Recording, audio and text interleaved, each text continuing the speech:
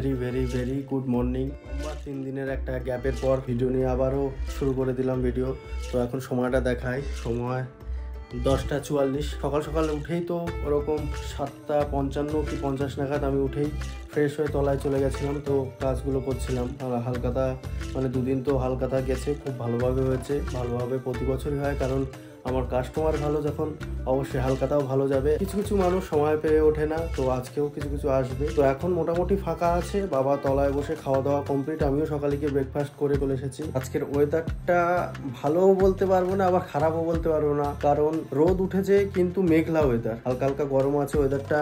রাত্রে হয়তো একটু ঠান্ডা পড়লেও পড়তে পারে, দেখা যাক রাত্রেটা যাবো। এর এখনো ওদের কাউকে ফোন করা হয়নি। গ্রুপ আছে, গ্রুপে একটা এসএমএস করবো কারা কারা যাচ্ছে। সবাই হয়তো যাবে। এই 3 দিন তো মিস গেল, আবার শুরু করে দেবো। তো সকাল থেকে আবার হেলদি খাওয়া দাওয়া শুরু করে দিলাম। গতকালকে একটু চলে গেছিল, মানে 2 দিন লুচি পরোটা এইসব বেশি খাওয়া হয়ে গেছে। তো এখন কাজ হচ্ছে, ফাঁকা আছে ভেবে একটু যাচ্ছি শাহরুখের দোকানে। হয়তো গাড়িটা ধোয়াবো বা মুছিয়ে নেবো, বারবার ধোয়ানোটাও উচিত না।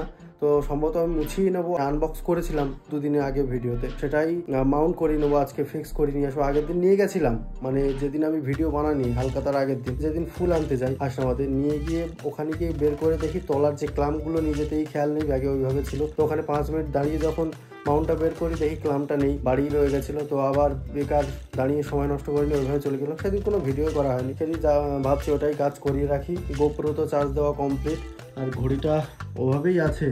2-3 দিন ধরে টানা চার্জে বসিয়ে রেখেছি। চার্জ হচ্ছে কি হচ্ছে না, মাঝে 2-1 অনও হয়েছিল, জানি না। একবারেই হয়তো শেষ হয়ে গেল। এখানে ঘড়ি না রিপেয়ার হবে কিনা তাও জানি না, দেখা যাক। ওটা নিয়ে ডিসকাশন করলে বন্ধুদের মধ্যে তবু বোঝা যাবে, নীল বা শুভমকে শুনলেও বোঝা যাবে। তো দেখা যাক, সেটা শুনে নেবো। ঘড়িটা মনে তো হচ্ছে আর অনই হবে না। বাইক তো তলায় নামানোই আছে, ওটা নিয়ে যাই, ঘুরে আসি। দুপুর আবার খাওয়া দাওয়া করতে হবে। ছোট একটা সমস্যার কথা বলি। সমস্যা কিছু না, বেসিক্যালি গতকাল রাত্রে মানে চার্জ অন করে দিয়েছিলাম, দিয়ে ওখানে বোর্ডে এখনো ওইভাবে অ্যাডাপ্টার লাগানোই আছে আইফোনে। চিন্তা ভাবনা ছিল কি আইপ্যাডটা চার্জে বসাবো, আইপ্যাড 100% হয়ে গেলে মোবাইলটা চার্জে বসেছে। যেহেতু অপটিমাইজেশন অন করা থাকে চার্জিংয়ে, তো একটা টাইম সেট করা থাকলে মানে সকাল 6টার দিকে গিয়েই ফুল চার্জ হবে, এরকম করে সেট করা যায়। সেভাবেই সেট করা ছিল। তো আইপ্যাডটা চার্জ হয়ে মানে ফুল চার্জ হয়ে যে ডিসচার্জ করে আইফোনটা চার্জে বসাবো সে কথা খেয়াল ছিল না, ওভাবেই ঘুমিয়ে গেছিলাম। সকালে উঠে আইপ্যাডটা চার্জার থেকে খুলে চার্জ অফ করে এইভাবে রাখা। আর আমার ফোনে এখন মাত্র 6% চার্জ। তো এখন বেরোবো, বেরিয়ে ভিডিও তো করতে হবে। গোপ্রো নিয়ে যাচ্ছি, গোপ্রোটা চার্জ আছে ওখানেই বাঁচা। শাহরুখদার ওখানে যে ক্লাম্পগুলো লাগাবো, তো তার একটু ভিডিও করব। তো ফোনটা চার্জেই বসিয়ে দিয়ে যাবো, দিয়ে ওইগুলো লাগিয়ে চলে আসবো। বেশিক্ষণ না, আধা ঘন্টার কাজই হবে, বেশিক্ষণ তার বেশি লাগবে না। যাবো, গিয়ে তাড়াতাড়ি চলে আসবো।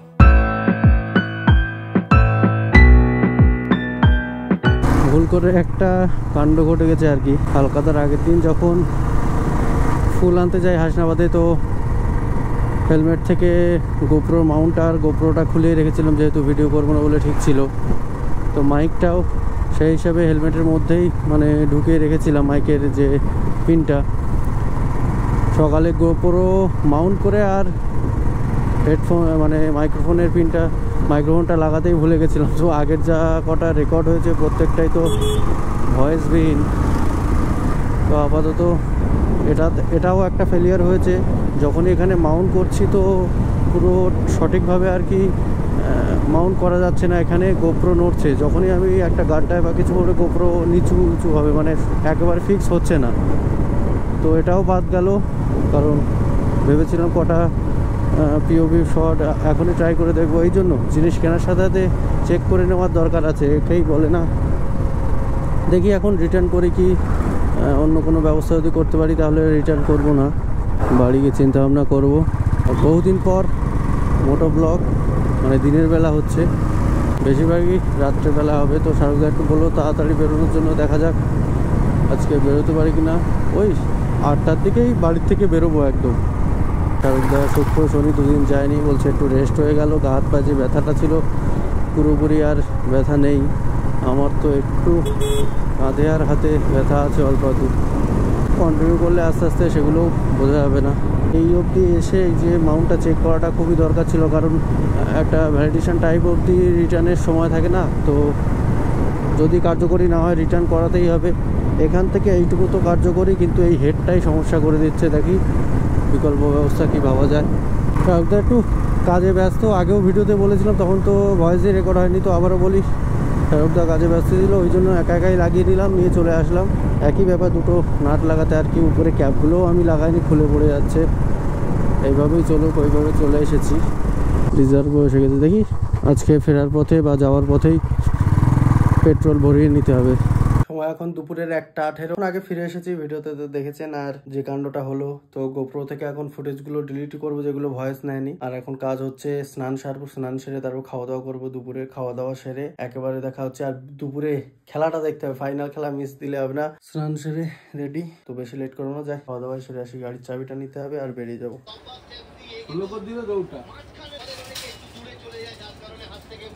সময় এখন 4:36। আর এতক্ষণ ম্যাচই দেখছিলাম। ম্যাচ দেখার পর মোটামুটি 2টো উইকেট পড়ার পর আমি একটু উপরে এসেছিলাম। কাস্টমার ছিল, কাস্টমার সামনে গেছি। তারপর দেখি 4টে ম্যাচ। প্রথম যখন 2টো ক্যাচ মিস হয়েছে, ভাবছিলাম অবস্থা খুব মোটামুটি একটু শোচনীয় হয়ে আসবে, কিন্তু না, মোটামুটি আমাদের পক্ষে আছে আপাতত, এটাই আনন্দের। এই উপরে একটু আসলাম, নতুন খাতাগুলো একটু তলায় নিয়ে যাবো। 8টার সময় বেরোনোর কথা ছিল, 8:10 হয়ে গেছে। শাহরুখদারা হয়তো আস্তে আস্তে এগিয়ে যাচ্ছে, ওদের কিছু কেনাকাটা আছে, কিনতে লাগুক। হাঁপিয়ে গেছে, কাস্টমার ছিল এখনো আছে, তো বিলটা তলায় দেবো আর এগুলো নিয়ে বেরিয়ে যাবো। টাওয়ালটা নেবো, শুধু বেরিয়ে যাবো। ড্রেস আর চেঞ্জ করছি না, এটাই পরে যাই, তারপরে দেখা যাবে। আর ঘড়িটা তো অন হয়ে হলো না, কি বলবো। মোটো ব্লগে দেখা হচ্ছে। Welcome to Moto blog. আজকে একটু অন্য পথ দিয়ে যাচ্ছি, মানে দোকান থেকে কেওড়াখালি রাস্তাটাই ধরে নিলাম, কারণ সবাই তো চলে গেছে, তো আর ফোনই করলাম না ওদের। ওরা এমনি এগোচ্ছে, আমি আস্তে আস্তে যেতে লাগি। গোপ্রোর মাউন্টটা হালকা লুজ হয়ে আছে, মেন রোডে উঠে নেই, তারপরে হালকা ঠিক করে নিতে হবে। এই মাউন্টটা হ্যাঁ রিটার্ন করিয়ে দিয়েছি। ভিডিও করার আগে মোটামুটি 2-1টা জিনিস দেখে নেওয়া উচিত, মাইক্রোফোনের জ্যাকটা লাগানো কিনা, আর গোপ্রোর এটাও ঠিকঠাক আছে কিনা। সম্ভবত কালকে থেকে এখানে অষ্টম প্রহর। যেটা বলছিলাম, এটা এই যে মাউন্টটা ফিট গিয়ারে, তো এটা রিটার্ন করিয়ে দিয়েছি। একটু ভালো দেখে নেব। তো যখন রঞ্জনদা বলেছিলেন, তো আপনাকে বলি, অবশ্যই ফোন করেও জানাবো, তবু ভিডিওতে বলি, আপনি বলেছিলেন কথাটা একদমই ঠিক। কোনো ক্রমে যদি এই ঢিলার জন্য আমি ভিডিওটা শ্যুটও করে নেই, কিন্তু যদি ক্যামেরাটা লুজ হয়ে পড়ে যায়, তাহলে এই অল্প মানে কিছু টাকার জন্য ক্ষতি হয়ে যাবে, মানে গোপ্রোটা অসুবিধা করতে পারে। তো কোনো দরকার নেই, এটা ফেরত দিয়ে দেবো। একটু ভালো দেখে নেব। আর ওয়েদার হালকা সকাল থেকে তো মেঘলাই ছিল, তো খুব একটা গরমও নেই, আবার খুব একটা ঠান্ডাও নেই। কিন্তু মেঘটা না থাকলে আজকে ঠান্ডাটা বেশি থাকতো অবশ্যই। সকালে মোটো ব্লগ করার সময় বলেছিলাম, জানি না সেই ফুটেজটা মানে শ্যুট হয়েছে কিনা, মানে মাইকটা তো খোলা ছিল। তবু আরেকবার বলি, রিজার্ভ তো শো করছে মোটামুটি 5.5 লিটার উপরে এখনও তেল আছে, কিন্তু পেট্রোল রিফিল করবাবো ভেবেছিলাম, কিন্তু সবাই তো চলেই গেছে। তো আমি আর একা একা দাঁড়িয়ে কী করবো, পৌঁছে যাই। একসাথে ওয়ার্কআউটটা শুরু করলেও ভালো লাগে, আর একসাথে গেলেও সেটা ভালো লাগে। আমার কাজেই আমি ফেসেছিলাম, ওই জন্য যেতে পারিনি। ওরা তো তবু 15-20 মিনিট দাঁড়িয়েছিল। কালকে ভরিয়ে নেবো, অসুবিধা নেই, আমার এখনও চলবে।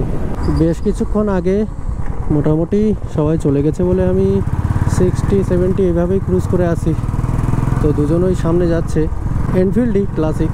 তো আফটার মার্কেট এক্সস্ট লাগানো, বিকট আওয়াজ, প্লাস জোরে চালাচ্ছে। তো ভেবেছে হয়তো আমিও ওনার সাথে হয়তো মানে রেশারেশি করে চালাচ্ছি। তো সেই ভুলটা ভাঙানোর জন্যই আমি আগিয়ে গেছিলাম, কারণ সাইড দিয়ে দিয়েছিল। আবার নিজেরাই দেখছি রেশারেশি করছে, ওই জন্য আমি আবার সাইড দিয়ে দিলাম, তো এগিয়েই গেছে। আমি দেখাতেও চাইছি না, আর শুধু আপনাদের বলার জন্য শুধু ভিডিওটা অন করা, ছেড়েই দিয়েছি ভাই। লাইফ রিস্ক নিয়ে কোনো লাভ নেই।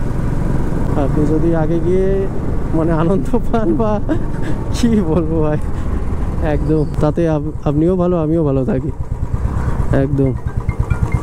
ফোন করেছে হয়তো, শাহরুখদারাই ফোন করেছে, দেখি। 8:34 শাহরুখদারা ওইদিকেই আছে, তো ওখান থেকে আসলে একেবারে যাব, ওই জন্য আমিও দাঁড়িয়ে গেলাম। আর এই যে শাহরুখদাই ফোন করেছিল, ওই যে ওইখানটাতে খেলা দেখছে সম্ভবত, হয়তো। শাহরুখদা দেখুন হচ্ছে অন রোড একদম, বাইকটা কিনেই বাড়ি যাবে। শাহরুখদা কংগ্রাচুলেশন, কিনে নিয়েছে আমার গাড়ি। সত্যি শাহরুখদা, তুমি পারবে। সাথে সাথেই গাড়ি কিনে নিলে। চলো, গাড়ি না বাইক, আর বাইককে গাড়ি বলে ফেলি, এটাই।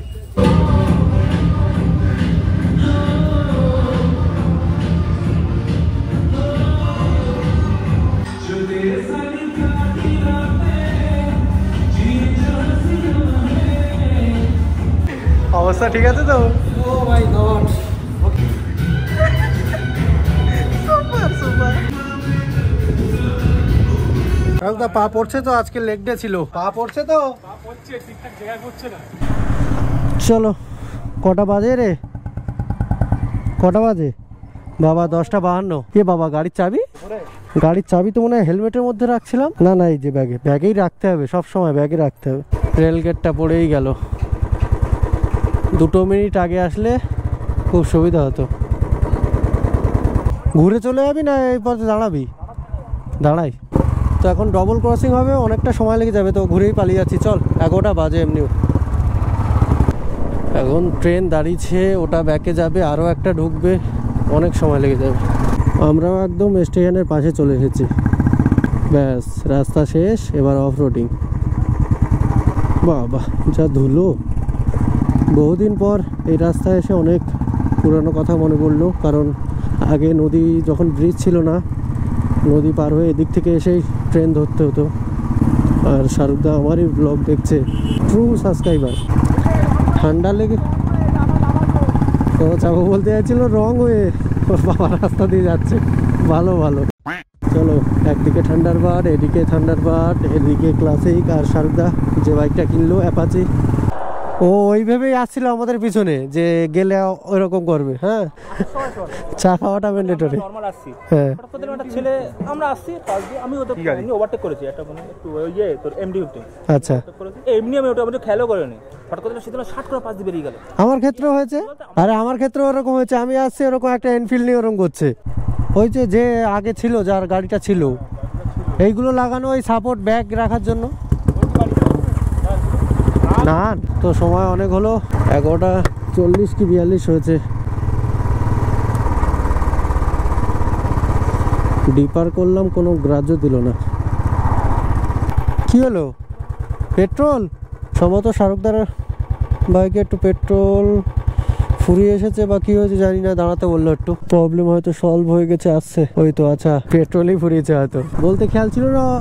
অবশ্য সবারই আনন্দ করা হয়ে গেছে, কারণ ইন্ডিয়া তো জিতে গেছে। ওয়ার্কআউট করছিলাম আর রেজাল্টটাও দেখছিলাম।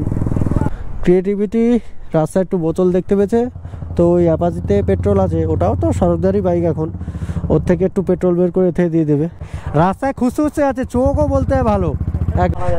না না, দেখি বোতলটা কিসের, বোতলটা কিসের বাবা, সে 100 বার। ঘটনাটা বলি, শাহরুখদা এই বাইক থেকে যেটা আজকে কিনলো, তো ওই বাইক থেকে পেট্রোল বের করার চেষ্টা করলো, দেখলো ও বাইকেও খুব একটা পেট্রোল নেই। তো বেশি বের করানোতে নাই বললাম, কারণ ওটাও যদি আবার এরকম সমস্যা হয়, সেই আবারই ফেলেই নিয়ে যেতে হবে।